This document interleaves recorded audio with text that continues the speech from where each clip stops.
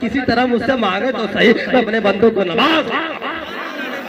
मगर बंदा सबे बारात की रात आई, बंदा सो रहा है, बंदा को खबर नहीं कि कौन सी रात है। लैलतुल कद्र की रात आई, बंदे को पता नहीं कौन सी रात है। जुमा का दिन आया, बंदा कहीं और मजा ले रहा है, बंदा अय्याशी में डूबा है। मौचिन पुकारता है अल्लाहु अकबर अल्लाहु अकबर, और बंदा सुनता है मगर अपने कान में सुन करके जिस तरह ठेठी रखा हुआ है उस तरह सुन करके वो रुक जाता है। यहाँ तक कि अल्लाह तो बहाना तलाशता है। अल्लाह तबारक व तआला चाहता है कि मेरा बंदा मुझसे मांगे किसी तरीके से मैं उसकी गुनाहों को माफ।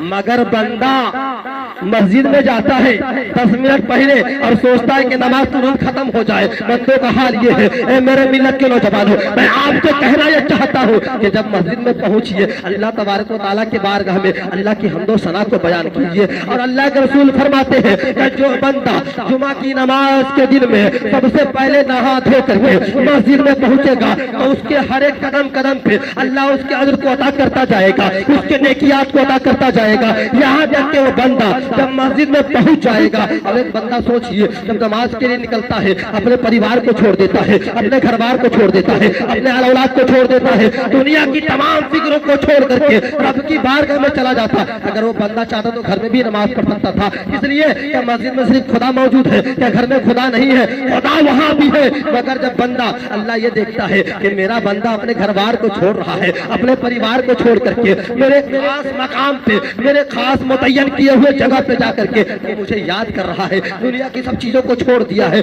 तो अल्लाह ताला उसका अजर उसे 2 गुना अता फरमा देता है। और बहुत सारे ऐसे लोग हैं ना, इमाम से कीना रखते हैं, आएंगे जमात खड़ी है बगल में अल्लाह अकबर के नमाज पढ़ने लगे, बहुत बड़ा मेहमान है। अल्लाह के हबीब फरमाते हैं ऐ मेरे सहाबा जान लो, जो इंसान इस तरह से नमाज पढ़ते हैं अगर जमात हो रही है और वो इंसान खड़ा हो जाए नमाज पढ़ने के लिए तो सबसे बड़ा फित्तीन हरामी वो इंसान है जो जमात हो रही है, जो ईमान की ताकीद करता हुआ ईमान के अंदर जो नुक्स निकाल रहा है। और जो नमाज जमात से पढ़ी जाए वो 27 दर्जे अफजल नमाज, वो तमाम अकेला पढ़ने वाले नमाज से जो नमाज को जमात से पढ़ते हैं वो 27 गुना दर्जात में रखते हैं। ए मेरे मिल्लत के नौजवानों, आप ये याद रखना, जो इंसान सोचते हैं मैं अकेला पढ़ूंगा उसका अजर मुझे और क्या होगा, नहीं नहीं, जो अकेला नमाज आप पढ़ते हैं उससे 27 गुना ज्यादा बदला आपको अल्लाह अता फरमा देता। बोलिए सुभान अल्लाह। कि जब हुस्न ठाने का जलवा, कि जब हुस्न ठाने का जलवा अनवार का आलम क्या होगा। कि जब हुस्न ठाने का जलवा अनवार का आलम क्या होगा।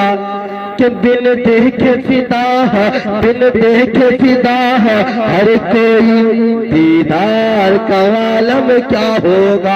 हमने नबी को न देखा, हमने नबी को तो क्या सहाबा को नहीं देखा, हमने खाजा गरीब नवाज को नहीं देखा, गौसे आजम को नहीं देखा, हमने निजामुद्दीन औलिया को नहीं देखा, मखदूम सिमना को नहीं देखा, मगर मेरा ईमान है। इसी पे शायर ने कहा कि हमने नबी को नहीं देखा। आला हज़रत फरमाते हैं कि जब हुस्न था का जलवा नुमा अनवार का आलम क्या होगा। कि बिन देखे फिदा है हर कोई दीदार का आलम क्या होगा। आज का दौर ऐसा दौर आ गया है, अगर कोई रसूल के शान में गुस्ताखी कर दे तो मुसलमान जिसका ईमान पुख्ता होगा, मुकम्मल होगा, वो बर्दाश्त नहीं कर सकता। भले देखा हो या न देखा हो, उसका ईमान तो है कि अल्लाह के रसूल दुनिया में आए हैं, जिसके सदके में इस्लाम मिला है, जिसके सदके में कुरान मिला है, जो कुरान आज भी दुनिया में मौजूद है, जो कुरान आज भी दुनिया में मौजूद है। और वो कुरान कहते हुए फिरता, वो कुरान ये कहती हुई फिरती है। अल्लाह तबारक व तआला कुरान का ये इरशाद है कि अल्लाह ताला कुरान में इरशाद फरमाता है कि ऐ महबूब, अगर तुझे पैदा करना मकसद ना होता तो मैं दुनिया के किसी चीज को पैदा ना करता। तो अब खुद सोचो कि जब अल्लाह के रसूल न होते तो कोई चीज न होता, चरिंदों पर सगरे हद न होते, इंसानों का वजूद न होता, यहाँ तक कि कोई भी चीज न होते। जिस जमीन पे बैठे हो आज, जिस जमीन पे बैठ करके मजे मार रहे हैं, जिस जमीन पे याशी कर रहे हैं, जिस जमीन पे गुनाहों पे गुनाह कर रहे हैं, अल्लाह ने जब इस जमीन को पैदा फरमाया, ये जमीन डगर मगर कर रही थी, ये जमीन हिल रही थी। क्यों हिल रही थी? कि इसके नीचे पानी है, पानी पे किसी चीज को फेंक दीजिए तो वो तैरते हुए नजर आएगी, वो तैरते हुए नजर आएगी। जब भारी चीज होगा तो वजन होगी। जब पानी के समंदर में जमीन को बिछा दिया गया, जमीन के चिटाई को बिछा दिया गया, उसके बाद देखिए जमीन हिलने लगी। अल्लाह से फरिश्ते अर्ज करते हैं, ए रब्बे तबारक व तआला, मैंने तुझे जमीन को बना दिया, जमीन तो हिल रही है, ये जमीन तो हिल रही है, लचर लचर कर रही है, आखिर कौन सा ऐसा काम करे कि जमीन अपनी जगह रुक जाए। उसके बाद देखिए अल्लाह इरशाद फरमाता है, ए मेरे फरिश्ते, तुम जमीन के सीने में पहाड़ का किला गाड़ दे। ए मेरे फरिश्ते, तू जमीन के सीने में पहाड़ का किला गाड़ दे। उसके बाद देखिए अल्लाह ताला ने पहाड़ का, जो लोग सोचते हैं कि पहाड़ को इसलिए बनाया गया कि वो खूबसूरत होंगे, वो खूबसूरत होंगे, वो ब्यूटीफुल होगा, वो देखने में बहुत ही सुंदर होगा, इसलिए बनाया है। नहीं नहीं, रब तबारक व तआला के हर चीज को बनाने में किसी न किसी चीज का राज है, जिसको इंसान समझ नहीं सकता। बस इंसान ये समझता है कि खूबसूरत चीज है जो इंसान के घूमने फिरने और टहलने के लिए बनाया गया है, टूरिस्ट के लिए बनाया गया है। नहीं नहीं, अर्श आजम जब बना उसमें कोई पाया नहीं है, मगर वो नहीं हिला, इसलिए कि अल्लाह की तामीर कर रहा था, मगर जमीन पानी पे था, वो हिल रहा था। उसके बाद देखिए अल्लाह तबारक व तआला ने पहाड़ का किला सीरा में जमीन के सीने में गाड़ना शुरू कर दिया, फिर भी ये जमीन हिल रही थी। अल्लाह फरमाता है, मेरे फरिश्तों, तुम और किला गाओ जब तक जमीन अपनी जगह ठहर न जाए।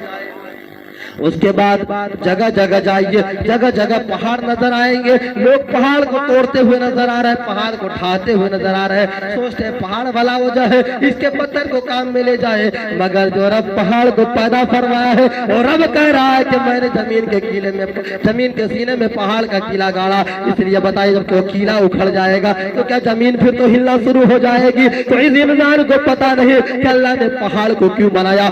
लोग सोचते हैं पहाड़ को इसलिए बनाया गया कि हमारे घूमने की जगह है। नहीं नहीं, अल्लाह तबारक व तआला अपने हर चीज को पैदा फरमाया जिसमें किसी न किसी चीज का राज है, जिसको इंसान समझ नहीं सकता है। जिस तरह कुरान क्या है, हर चीज का तर्जुमा कर लेंगे, अलिफ लाम मीम का तर्जुमा नहीं कर सकते हैं आप। कुरान की आयत का तर्जुमा कर सकते हैं, मगर अलिफ लाम मीम का तर्जुमा नहीं निकाल सकते हैं, तो उसमें भी राज है। ये अल्लाह जानता है, अल्लाह के महबूब जानते हैं, आम इंसान को क्या पता इस चीज के बारे में। बड़े बड़े मुफक्किरीन, बड़े बड़े उलमा, बड़े बड़े सहाबा इस चीज की तस्रीह नहीं कर पाए, इस चीज के मानात को न निकल पाए। ऐ मेरे मिल्लत के नौजवानों, मैं एक हदीस आपको सुनाना चाहता हूँ। जब हज़रत आदम अलैहिस्सलाम दुनिया से जाने लगे, आदम अलैहिस्सलाम के इंतकाल का वक्त करीब आया, आदम अलैहिस्सलाम दुनिया से जो मोहम्मद पे एतराज करते हैं, जो मोहम्मद सल्लल्लाहु अलैहि वसल्लम को बुरे और भले कहते हैं, मैं उससे कहना चाहूंगा, जब आदम अलैहिस्सलाम ये दुनिया से जाने लगे तो अपने बेटा हजरत शीस अलैहिस्सलाम को बुलाते हैं और बुला करके कहते हैं, ए मेरे बेटा शीस, मैं तुमसे कुछ बात कहना चाहता हूँ, मैं तुमसे कुछ कहना चाहता हूँ। हजरत शीस अलैहिस्सलाम अर्ज करते हैं, अब्बा जान बताइए तो सही, वो कौन सी बात है, वो कौन सी चीजें हैं। आदम अलैहिस्सलाम इरशाद फरमाते हैं, ए मेरे बेटे शीस, तुम एक बात को ताज़ जिंदगी याद रखना, एक बात को तुम पूरे जिंदगी याद रखना। शीस अलैहिस्सलाम अर्ज करते हैं, वो कौन सी बात है, मुझे बता दीजिए। आदम अलैहिस्सलाम इरशाद फरमाते हैं कि जब तक तेरी जिंदगी रहेगी तुम अल्लाह के हबीब पे दरूद व सलाम भेजते रहना। अब बताइए, वो हबीब पैदा न हुए, हबीब के बारे में शीस अलैहिस्सलाम जान भी नहीं रहे हैं कि वो है कौन। उसके बाद देखिए हजरत शीस अलैहिस्सलाम अर्ज करते हैं, ए अब्बा जान, आखिर ये मोहम्मद है कौन जिसपे आप दरूद व सलाम भेजने के लिए कह रहे हैं, जिसके दीन को फैलाने के लिए कह रहे हैं। आदम अलैहिस्सलाम इरशाद फरमाते हैं, ए मेरे बेटे शीस, तुम जान लो कि जब अल्लाह ने मुझे पैदा किया, अल्लाह ने जब मेरी बदन में रूह को डाला, मैंने अर्श आदम के हर एक पाए पे देखा, जन्नत के दरख्तों पे देखा कि अल्लाह के नाम के साथ कोई और नाम नहीं बल्कि ला इलाहा इल्लल्लाह मुहम्मद रसूलुल्लाह लिखा हुआ था। बताओ, तो अल्लाह ने जिसके नाम को अपने नाम के साथ तहरीर किया हो वो सबसे प्यारा होगा, सबसे प्यारा होगा। और उसी प्यारे के महफिल में हम बैठे हैं तो हम भी प्यारे होंगे, आप भी प्यारे होंगे। تو سب اللہ نے جس کے نام کو اپنے نام کے ساتھ جوڑا وہ سب سے پیارا محبوب ہے، تو اسی محبوب کا یہ محفل ہے تو کتنا پیارا ہوگا، اور اس میں بیٹھنے والے لوگ جو صبر کر رہے ہیں، جو بات پہ عمل کر رہے ہیں، وہ کتنے پیارے ہوں گے، کتنے پیارے ہوں گے۔ اس کے بعد دیکھیے عیسیٰ علیہ السلام کہتے ہیں ٹھیک ہے ابا جان، میں اس بات پہ عمل کر رہا ہوں، میں زندگی بھر اس چیز کو کرتا رہوں گا، میں آنے والے نسلوں کو بھی اس چیز کی تاکید کرتا رہوں گا۔ آپ خود سوچے، آج لوگ کہتے ہیں یہ کہاں لکھا ہوا ہے کہ تم درود و سلام کہو، یہ کہاں لکھا ہوا ہے کہ تم درود و سلام بھیجو، یہ ہم نہیں کہتے، میرا رب کہتا ہے اے میرے فرشتوں تم میرے محبوب پہ خوب خوب درود و سلام بھیجو، اور میں خود بھیجتا ہوں۔ کون کہہ رہا ہے؟ رب کہہ رہا نا کہ میں اپنے حبیب پہ خود خوب درود و سلام بھیجتا ہوں، تم بھی بھیجو۔ مگر آج لوگ کہتے نہیں، پڑھیں گے تو صرف درود ابراہیم پڑھیں گے اور کوئی درود پڑھوے نہیں، ہے نا؟ تو کیا درود ابراہیم پڑھیں گے تو نماز ہو جائے گی، مگر کوئی اور درود نہیں پڑھیں گے، ہے نا؟ کہ محمد سے وفا تمہیں تو ہم تیرے ہیں، یہ جہاں چیز ہی کیا لہو قلم۔ اے میرے ملت کے نوجوانوں، غور کرنے کا مقام یہ ہے، یہ ایسی جگہ ہے یہاں سے کچھ سیکھ کر کے جانا ہے، یہاں سے کچھ حاصل کر کے جانا ہے۔ ہم اللہ کے رسول کے چاہنے اور ماننے والے ہیں، ہم امت محمدیہ میں سے ہیں۔ ہمارا کام یہ نہیں کہ ہم شراب پیتے رہیں، ہمارا کام یہ نہیں کہ اپنے بچوں کو، میں نے سمرابہ پہ دیکھا چھوٹے چھوٹے بچے کو ہاتھ میں تاش کے پتے تھے، بچے کھیلتے کھیلتے نظر آ رہے تھے۔ یہ بچے کی کمی نہیں ہے، اس کے ماں باپ کی کمی ہے جو اپنے بچے کو اس چیز کی تاکید کر رہے ہیں۔ میں آپ کو ایک حدیث سناؤں گا، بنی اسرائیل قوم کا واقعہ ہے، بنی اسرائیل قوم کا واقعہ ہے۔ ایک شخص ہے، دیکھیے بہت ہی گنہگار ہے، بدکار ہے، سیاکار ہے، اتنا گنہگار ہے کہ اس کے گناہوں کا عالم یہ ہے کہ رات دن وہ نشہ میں دھت رہتا تھا، وہ عیاشی میں دھت رہتا تھا۔ اس کے بعد دیکھیے اس کے موت کا وقت قریب آیا، اس کے بیوی کے پیٹ میں ایک پلتا ہوا بچہ تھا۔ اس سے کہتا ہے اے میری بیوی، اے میری شریک حیات، میں جب دنیا سے جانے والا ہوں، جب دنیا سے چلا جاؤں گا، تم میرے بچے کو خدا کا نام سکھا دینا۔ کیا؟ خدا کا نام سکھانا۔ اس کے بعد دیکھیے وہ انسان دنیا سے کچھ رخصت کر جاتا ہے، وہ انتقال ہو جاتا ہے۔ ہونے کے بعد جب وہ بچہ پیدا ہوتا ہے، پیدا ہونے کے بعد جب وہ بچہ ہوش کو سنبھال لیتا ہے، ہوش سنبھالنے کے بعد جب وہ بچہ بڑا ہو جاتا ہے، اس کے بعد وہ بولنے لگتا ہے، وہ سمجھنے لگتا ہے۔ اس کی ماں دیکھیے اس بچے کو مدرسے میں لے کر کے جاتی ہے، جانے کے بعد عالم صاحب کے پاس پہنچتی ہے، مولانا صاحب کے پاس پہنچتی ہے اور کہتی ہے میں اپنے بچے کا داخلہ کرانا چاہتی ہوں، میں اپنے بچے کو عالم دین بنانا چاہتی ہوں، میں اپنے بچے کو اللہ کا نام سکھانا چاہتی ہوں۔ اس کے بعد دیکھیے اس مدرسے میں داخلہ کر لیا جاتا ہے۔ جب اس بچے کو مولانا صاحب پڑھاتے ہیں، پڑھو بیٹا بسم اللہ الرحمن الرحیم، اتنا پڑھنا تھا۔ دیکھیے بچہ چھوٹا سا بچہ ہے، بار بار بسم اللہ الرحمن الرحیم کی رٹا مارتا جا رہا ہے۔ اللہ فرما رہا ہے، اللہ فرماتا ہے اے میرے فرشتوں جاؤ، جس کا بچہ مجھے بار بار رحمان الرحیم کہہ رہا ہے اس کے قبر میں عذاب کیسے دوں، یہ مجھے جلال کو گوارا نہیں، یہ مجھے گوارا نہیں۔ جاؤ اس کے باپ کی قبر سے عذاب کو اٹھا لیا جائے، جاؤ اس کے باپ کے قبر سے عذاب کو ہٹا دیا جائے۔ اب خود سوچے جو انسان زندگی میں نیکی نہ کیا ہو، گناہوں پہ گناہ کیا ہو، پڑھنے کے بعد صرف اس کا بچہ اللہ کے نام کو لیا، صرف بسم اللہ پڑھا اور اللہ تعالیٰ نے اپنے نام کے صدقے میں اس کی گناہ معاف فرما دیا۔ تو ہم اللہ اس کے رسول کا ذکر سن رہے ہیں، اس کے محبوب کا ذکر سن رہے ہیں کہ ہم چیز پہ عمل کرنے کے تو اللہ میری گناہ کو نہیں معاف فرمائے گا، یقیناً معاف فرما دینے والا ہے، یقیناً معاف کرنے والا ہے۔